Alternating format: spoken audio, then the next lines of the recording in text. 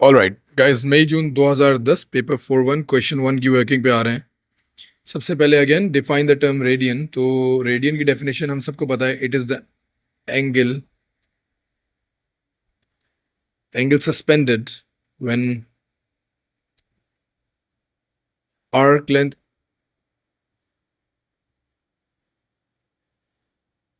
Of the path equals to the radius. तो S is equals to R theta. तो जब arc length और radius बराबर हो जाए उस दौरान जो एंगल सस्पेंड होता है उस एंगल को हम लोग रेडियंस बोलते हैं। ठीक है, अब ये जो क्वेश्चन है, this is a very interesting question. It's of 5 marks.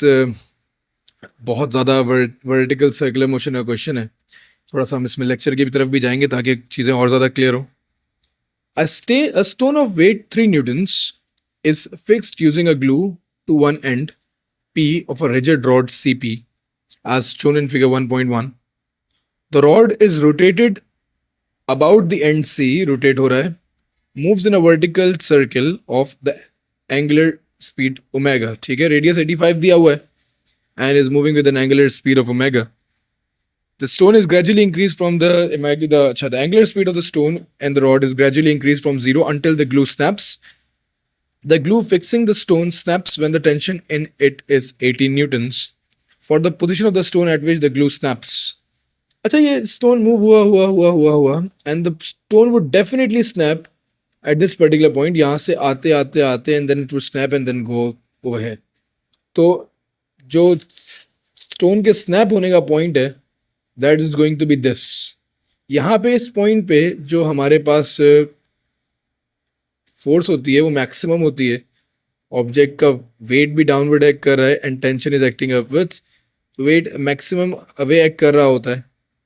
और यहाँ पे टेंशन जो उसने बताई हुई है क्वेश्चन में, दैट इज 18 न्यूटन्स, जो टेंशन इसकी अपवर्ड लग रही होगी। And weight would be acting downward and weight would have a force of 3 newtons definitely given in the question. अच्छा, अगले पार्ट में बोल रहा है calculate the angular speed omega of the stone. Angular speed निकालनी है। अच्छा, फिर इस बात को समझेंगे। हम लोगों ने लेक्चर में भी डिस्कस किया था जब हम लोग वर्टिकल सर्कुलर मोशन कर रहे थे, दैट इन दिस पोजीशन जब हमारा स्टोन नीचे होता है तो हमारे पास जो सेंट्रीपिटल फोर्स होती है वो टेंशन माइनस वेट होती है, because tension is acting towards the centre of the circle and weight is acting away.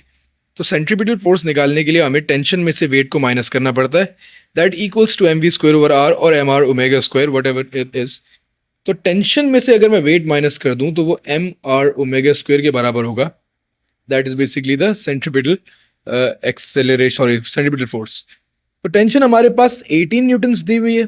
The weight is given as 3 newtons जो अवे कर रहा है इज इक्वल्स टू मास नहीं है हमारे पास, वेट ऑफ द स्टोन है। तो W is equals to M G, W over G M के बराबर होता है। तो वेट 3 है divided by 9.81 and then radius of the path is given as 85 centimeters, 85 times 10 to the power of negative 2 and then omega squared. Since you need the value of angular speed, आप इसको थोड़ा सा जो है multiply divide करके mathematics कर लेते हैं। Divided by 3,